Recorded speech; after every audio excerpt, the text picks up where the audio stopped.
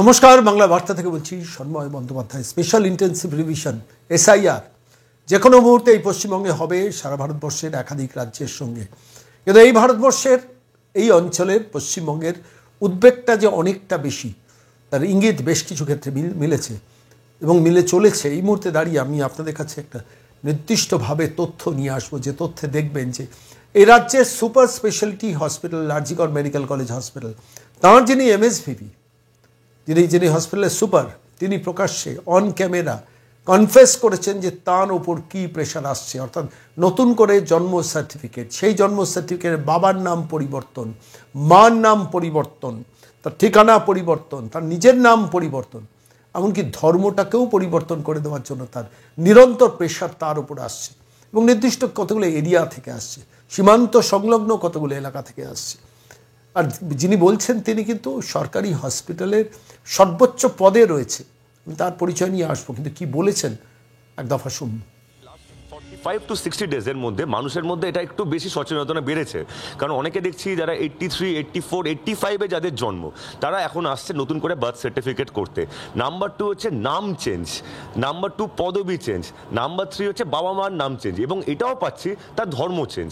এবং সবগুলো ক্ষেত্রেই দেখছি তারা অটোমেটিক্যালি কোর্ট থেকে একটা অ্যাফিডেভিট করে নিয়ে চলে আসছে। বসিরহাটের অঞ্চলের লোকজন আমার কাছে একটু বেশি এসছে, বনগাঁর দিকে লোকজন আমার কাছে একটু বেশি এসছে। দুটো জায়গায় আমি দেখছি, কারণ কি আমার কাছে তারা এসছে এবং এটাও বলছে যে স্যার প্লিজ করে দিন, আমি বসিরহাট থেকে চিংড়ি মাছ নিয়ে আসবো। অ্যাটলিস্ট 10 জনকে পার্সোনালি মিট করেছি, তাদের বাড়ি কিন্তু এইসব সীমান্তবর্তী এলাকাতে। তো বাট আরজি করে আমরা রুল করেছি, যদি কোনো ডকুমেন্ট আমাদের এমআরডিতে থাকে আমরা বার্থ সার্টিফিকেট দেবো। যদি কোনো ডকুমেন্ট 10 বছরের ডকুমেন্ট আমাদের কাছে আছে না থাকে, আমরা স্ট্রেট বলছি এখান থেকে সম্ভব না, আপনারা হায়ার অথরিটির সঙ্গে কথা বলুন। If there is any other way, আমাদের কাছে এখনো কোনো নির্দেশিকা নেই যাদের ডকুমেন্ট নেই তাদের বার্থ সার্টিফিকেট কি করে দেবে। ডাক্তার সপ্তর্ষি চ্যাটার্জির কথা আপনারা শুনলেন। বাঁকুড়া মেডিকেল কলেজ হসপিটাল থেকে তাকে সুপারের পদে নিয়ে আসা হয়েছিল। সন্দীপ ঘোষ পরবর্তী পর্যায়ে আরজিকর মেডিকেল কলেজ হসপিটালের অত সেন্সিটিভ একটা হসপিটাল, সেই হসপিটালের সুপার হয়ে বসে আজকে এই কথাটা বলতে বাধ্য হচ্ছেন। কেন বাধ্য হচ্ছেন, কিসের জন্য বাধ্য হচ্ছেন, আমি সেই বিষয়ে আসবো। কিন্তু তিনি কি বলেছেন যাদের ডকুমেন্ট নেই, ভালো করে খেয়াল করে দেখুন, আমাদের কাছে কোনো নির্দেশিকা নেই, যাদের ডকুমেন্ট নেই তাদের নির্দেশিকা কি করে দেবো। অর্থাৎ যারা এই হসপিটালে জন্মাননি, আমাদের কাছে কোনো ডকুমেন্ট নেই, তাদের ক্ষেত্রে বার্থ সার্টিফিকেট আমরা কি করে দেবো, আমাদের কাছে তো কোনো নির্দেশিকা নেই। তার স্পষ্ট বয়ানে এটা উল্লেখিত। এক, দ্বিতীয়ত হচ্ছে নতুন করে বার্থ সার্টিফিকেট করতে আসছেন। ডাক্তার সপ্তর্ষি চ্যাটার্জি বলছেন নতুন করে বার্থ সার্টিফিকেট করতে আসছে। দ্বিতীয় যেটা বলছেন যে এরপরে আমাদের তো কিছু করার নেই, যদি আমরা না দিতে পারি তাহলে আপনারা হায়ার অথরিটির সঙ্গে যোগাযোগ করুন। ভাবুন, যার কোনো ডকুমেন্ট নেই, যার কোনো ওই হসপিটালে জন্মানোর কোনো নথি তারা খুঁজে পাচ্ছে না, তাহলে তারা কি করবেন? আপনারা হায়ার অথরিটির কাছে যোগাযোগ করুন।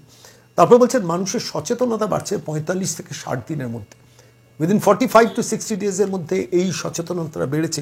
দ্রুত তারা চলে আসছেন, বলছেন আমাদের এই কাজগুলো করে দিন sir. If there is any other way, বলছেন যে আমরা যেটা করতে পারবো না তার অল্টারনেটিভ কোনো ওয়ে আছে কিনা, সেটা আপনার হায়ার অথরিটির সঙ্গে কথা বলে দেখুন। এবার যে বিষয়গুলোতে তার কাছে আসছে তার মধ্যে আছেন নাম পরিবর্তন। রামবাবু ছিলেন শ্যামবাবু হলেন, শ্যামবাবু ছিলেন মধুবাবু হলেন, মধুবাবু ছিলেন যদুবাবু হলেন।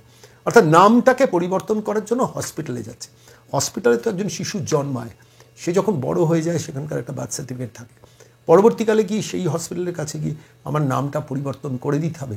বলা যায়, বলা সম্ভব, করা সম্ভব। শুধু তাই নয়, বাবার নাম চেঞ্জ, ভাবতে পারেন হসপিটালে যাচ্ছে, আবেদন জমা করছে, আমার বাবার নামটা চেঞ্জ করে দিতে হবে। হসপিটালে যাচ্ছেন, আমার মার নামটা পরিবর্তন করে দিতে হবে, আমার পদবীর নামটা চেঞ্জ করে দিতে হবে। কী ধরনের আবেদন দেখুন, আমার পদবী এক ছিল, আমার পদবীটা চেঞ্জ করে দিতে হবে বার্থ সার্টিফিকেটের ক্ষেত্রে। সবথেকে বড় কথা হচ্ছে আমার ধর্মটাকে পরিবর্তন করে দিতে হবে। বললেন ডাক্তার সপ্তর্ষি চ্যাটার্জি, সেটাই বলেন যে এমনকি ধর্ম পরিবর্তনেরও আবেদন আসছে। একজন শিশু জন্মেছে, সেই শিশুর জন্মের certificate medical college RG Kar medical college হসপিটালে থাকে এবং সেই সার্টিফিকেট অধিকাংশ বাবা মাই নিয়ে চলে যান। কিন্তু এক্ষেত্রে যারা নেননি বা যারা এখানে হয়তো আদৌ জন্মাননি, তাদের সার্টিফিকেটটাও নেওয়ার জন্য প্রেশারটা আসছে, এমনই কিন্তু ইঙ্গিত।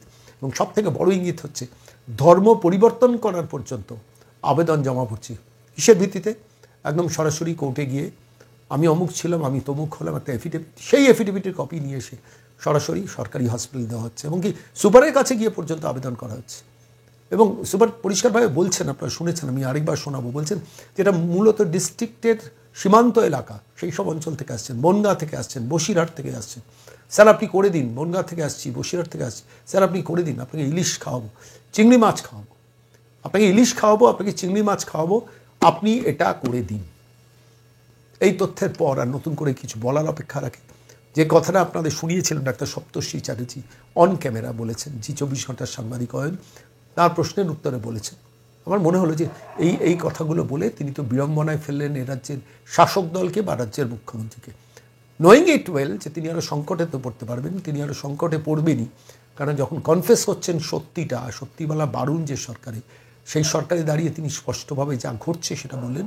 কেন বললেন সপ্তর্ষি? প্রথম কথা হচ্ছে, হসপিটাল কি কোনো নাম চেঞ্জ করে দিতে পারে? হসপিটালের যে নামটা রেজিস্ট্রেশন থাকে, আমার 20 বছর বাদে মনে হলো আমি নামটা চেঞ্জ করবো, হসপিটাল বার্থ সার্টিফিকেটে সেই নামটাকে ইনক্লুড করতে পারে একটা এফিডেভিট দিলে? আমি জানি না, আমি প্রশ্নের উত্তর খুঁজছি। হসপিটাল কি বাবা মার নামটা চেঞ্জ করে দিতে পারে? পারে না, আমি যতটুকু আইন বুঝি পারে না, কিন্তু সেটার জন্য আবেদন করা হচ্ছে। হসপিটাল কি টাইটেলটা চেঞ্জ করে দিতে পারে? পারে না, নিয়ম যা বলছে পারে না।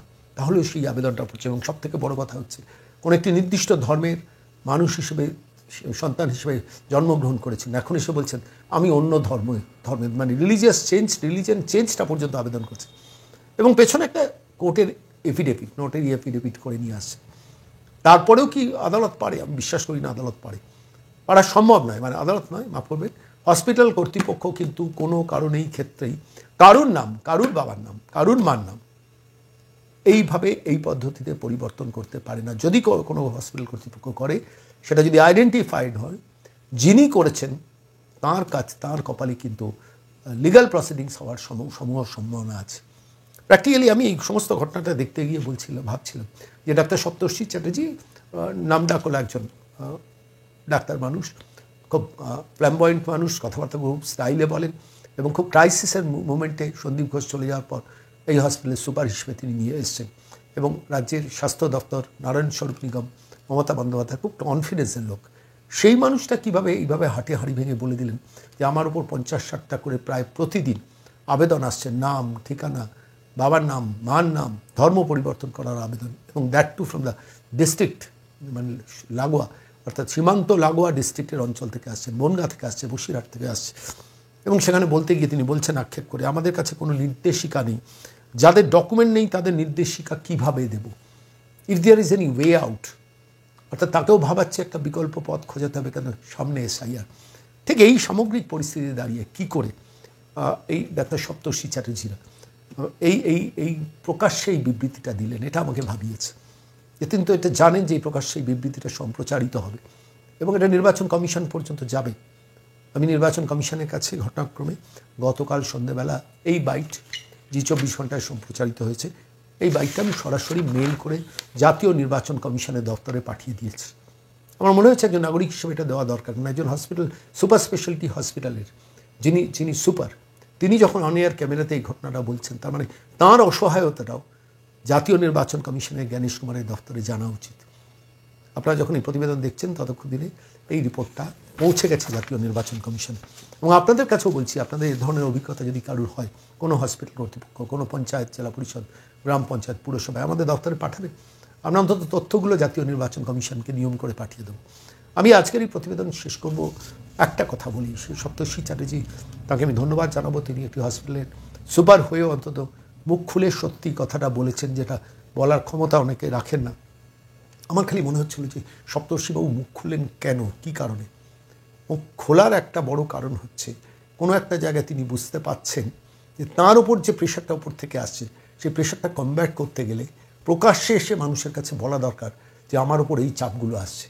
প্রথম কথা এটা স্পষ্ট থাক, কোনো হসপিটালের সুপারের ক্ষমতা নেই ধর্ম পরিবর্তন করার, কোনো হসপিটালের ক্ষমতা নেই বাবা মার নামটা পরিবর্তন করার, কোনো হসপিটালের ক্ষমতা নেই যার কোনো ডকুমেন্টই নেই তার জন্ম সার্টিফিকেট ইস্যু করা।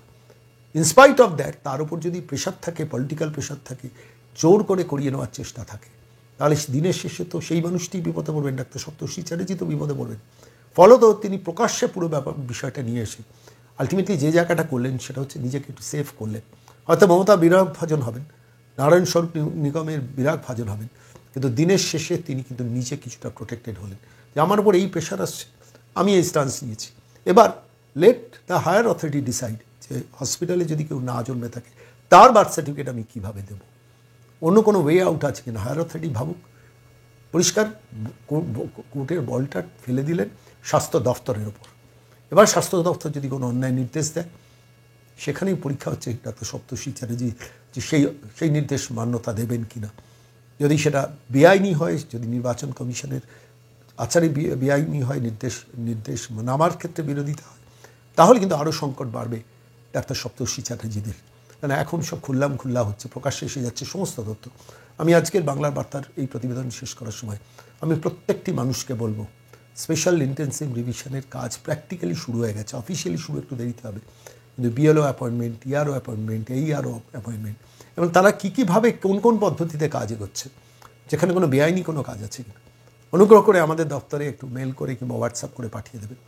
এবং যদি সঠিক হয়, কথা দিচ্ছি, সেই তথ্য সরাসরি জাতীয় নির্বাচন কমিশনের দপ্তরে আমরা বাংলার বার্তার তরফ থেকে পাঠাবো। যেভাবে ডাক্তার সপ্তর্ষি চ্যাটার্জির ওপর যে প্রেশার এসছে, আরজিকর মেডিকেল কলেজ হসপিটালে দিনে 50-60টা করে নাম পরিবর্তন, বাবার নাম পরিবর্তন, মার নাম পরিবর্তন, ধর্ম পরিবর্তন, তার পদবি পরিবর্তন সংক্রান্ত এন্টায়ার অভিযোগটা আমরা দায়িত্ব নিয়ে জাতীয় নির্বাচন কমিশনের কাছে মেল করে পাঠিয়ে দিয়েছি। এবং এটার ফলো আপ স্টোরি রাখবো আমরা, এরপরে কী হলো। আমরা একাধিক কেস করেছি, এটা শুরুটা বললাম।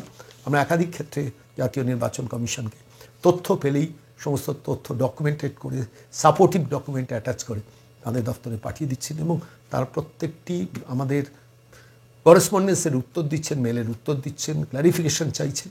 আমরা জাতীয় নির্বাচন কমিশনকে, সেই সাংবিধানিক বডিকে যথাযথভাবে তথ্য দিয়ে সাহায্য করব, যেটা এই সাম্প্রতিককালের এই ডাক্তার সপ্তর্ষি চ্যাটার্জি যে কথাটা বলেছে, যেটা খুব অ্যালার্মিং। আমি আবার বলছি, একজন সুপার স্পেশালিটি হসপিটালের কর্ণধারকে, প্রধানকে, সুপারকে কেউ জোর দিতে পারে না ইলিশ নিয়ে এসে, চিংড়ি নিয়ে এসে আমার বার্থ সার্টিফিকেটটা বার করে দিন, আমার ধর্মটাকে পরিবর্তন করে দিন, আমার বাবাকে বদলে দিন, আমার মাকে বদলে দিন।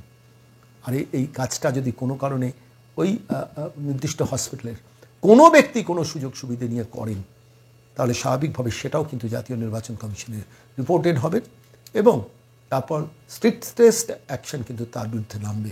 ফলে তো ঠিক সেই আবহে দাঁড়িয়ে আমার মনে হলো আজকে বাংলার বার্তা দর্শকদের জানানো দরকার আদতে কী হচ্ছে। আমি আবার আজকে শেষ করবো এই প্রতিবেদন ডাক্তার সপ্তর্ষি চ্যাটার্জির সেই বক্তব্য শুনিয়ে, যেখানে পরিষ্কার বলছেন আমাদের কাছে দিনে 50-60টা আসছে, বনগাঁ বারাসাত থেকে আসছে, নাম পরিবর্তন, বাবার নাম পরিবর্তন, মার নাম পরিবর্তন, টাইটেল পরিবর্তন, এমনকি ধর্ম পরিবর্তনও আমাদের কাছে আসছে। আমার 10 বছরের ডকুমেন্ট আছে, তাতে যা পাবো দেব। তার বাইরে আমরা বলছি হায়ার অথরিটির কাছে যান, আমরা বলছি আমাদের কিছু করেনি, আমাদের কাছে কোনো স্ট্রিকচার এখনও আসেনি। কী স্ট্রিকচার আসবে? জালিয়াতি করা স্ট্রিকচার সব সম্ভব এই রাজ্যে। কিন্তু আমাদেরও তো নজর থাকবে প্রত্যেকটা মুহূর্তে। আপনারা যারা বিভিন্ন দফতর থেকে আমাদের কাছে খবর দেন, নির্দিষ্ট তথ্য দেন, অনুগ্রহ করে আমাদের কাছে এই তথ্যগুলো দেবেন। আমরা জাতীয় নির্বাচন কমিশনের দফতরে লিখিতভাবে অভিযোগ জানানোর সমস্ত প্রক্রিয়াতে সক্রিয় থাকব। আর এই প্রতিবেদন শেষ করার আগে জি24 ঘন্টার অয়নকে ধন্যবাদ জানাবো, অন্তত এই মুখোমুখি ইন্টারভিউ নিয়ে ডাক্তার সপ্তর্ষি চট্টোপাধ্যায়ের মতো মানুষের বক্তব্যটা অন্তত বাংলার মানুষকে জানানোর সুযোগ দেওয়ার জন্য। আমি এই প্রতিবেদনের এই পর্বে ডাক্তার সপ্তর্ষি চ্যাটার্জি কী বলেছেন, এই নতুন করে নতুন করে বার্থ সার্টিফিকেট আদায় করার জন্য যে চাপ তার উপর আসছেন, সেই বক্তব্যটা এখানে শোনাব।